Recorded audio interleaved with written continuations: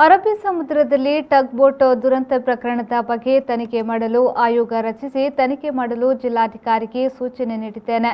ಮೃತಪಟ್ಟ ಕುಟುಂಬಕ್ಕೆ ತಲಾ 10 ಲಕ್ಷ ರೂಪಾಯಿ ಪರಿಹಾರ ನೀಡಲಾಗುತ್ತದೆ ಎಂದು ಕಂದಾಯ ಸಚಿವ ಆರ್. ಅಶೋಕ್ ಹೇಳಿದರು. ಈ ಕುರಿತು ಮಂಗಳೂರಿನಲ್ಲಿ ಸುದ್ದಿಗೋಷ್ಠಿ ನಡೆಸಿ ಮಾತನಾಡಿದ ಅವರು, ಬೋಟ್ ದುರಂತದಲ್ಲಿ ಮೃತಪಟ್ಟ ಕುಟುಂಬಕ್ಕೆ ತಲಾ 10 ಲಕ್ಷ ರೂಪಾಯಿ ಪರಿಹಾರ ನೀಡಲಾಗುತ್ತದೆ.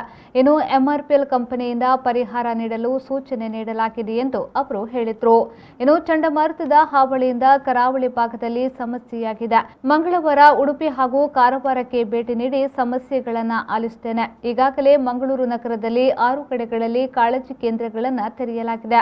ಅದರಲ್ಲಿ 168 ಮಂದಿ ಕಾಳಜಿ ಕೇಂದ್ರದಲ್ಲಿದ್ದಾರೆ. 182 ಕುಟುಂಬಗಳಿಗೆ ತಲಾ 10,000 ರೂಪಾಯಿ ಪರಿಹಾರ ನೀಡಲಾಗುತ್ತದೆ. ಇನ್ನು ಭಾಗಶಃ ಮನೆ ಹಾನಿಯಾದವರಿಗೆ 1 ಲಕ್ಷ ರೂಪಾಯಿ ಪರಿಹಾರ, ಪೂರ್ತಿಯಾಗಿ ಮನೆ ಹಾನಿಯಾದವರಿಗೆ 5 ಲಕ್ಷ ರೂಪಾಯಿ ಪರಿಹಾರವನ್ನು ನೀಡಲಾಗುತ್ತದೆ ಎಂದು ಅವರು ಹೇಳಿದರು.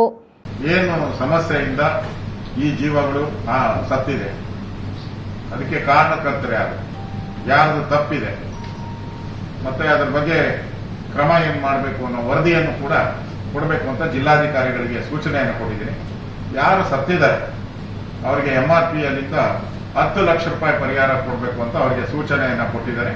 ಅವರು ಒಪ್ಕೊಂಡಿದ್ದಾರೆ, ಕೊಡ್ತೀವಿ ಅಂತ ಹೇಳ್ಬಿಟ್ಟು 10 ಲಕ್ಷ ರೂಪಾಯಿ ಪರಿಹಾರವನ್ನು ಸಹ ಇವತ್ತು ನಾನು ಘೋಷಣೆಯನ್ನ ಮಾಡ್ತಾ ಇದ್ದೀನಿ. ಅದೇ ರೀತಿ ಮುಖ್ಯ ಕಾರ್ಯದರ್ಶಿಗಳ ಜೊತೆ ಮಾತಾಡಿದ್ದೀನಿ, ತನಿಖಾ ಆಯೋಗಕ್ಕೂ ಸೂಚನೆಯನ್ನು ಕೊಟ್ಟಿದ್ದೀನಿ, ಆದೇಶವನ್ನ ಹೊರಡಿಸ್ತಾ ಇದ್ದೀನಿ. 6 ಕಾಳಜಿ ಕೇಂದ್ರಗಳನ್ನ ತೆರೆಯಲಾಗಿದೆ. ಸುಮಾರು 6 ಕಾಳಜಿ ಕೇಂದ್ರದಲ್ಲಿ ಮಂಗಳೂರಿಗೆ ಸಂಬಂಧಪಟ್ಟಂತೆ 168 ಜನ ಕಾಳಜಿ ಕೇಂದ್ರದಲ್ಲಿ ಇದ್ದಾರೆ. ಈಗಾಗಲೇ 182 ಕುಟುಂಬಗಳಿಗೆ 10,000 ರೂಪಾಯಿ ಪರಿಹಾರವನ್ನ ತುರ್ತಾಗಿ ಕೊಡುವಂತದಕ್ಕೆ ಆದೇಶ ಮಾಡಿದ್ದೀನಿ. 87 ಮನೆಗಳು ಬಿದ್ದಿದೆ, ಅದರಲ್ಲಿ 63 ಭಾಗಶಃ ಬಿದ್ದಿದೆ, 24 ಪೂರ್ತಿ ಮನೆ ಹಾಳಾಗಿದೆ. ಸೊ ಅದಕ್ಕೆ ಸಂಬಂಧಪಟ್ಟಂತೆ 1 ಲಕ್ಷ ಮತ್ತು 5 ಲಕ್ಷ ರೂಪಾಯಿ ಪರಿಹಾರವನ್ನ ಅವ್ರ ಮನೆ ಮತ್ತೆ ಕಟ್ಕೊಳ್ಳೋಕೆ ಸರ್ಕಾರ ನಾವು ಅನುವು ಮಾಡಿಕೊಡ್ತಾ ಇದ್ದೀವಿ.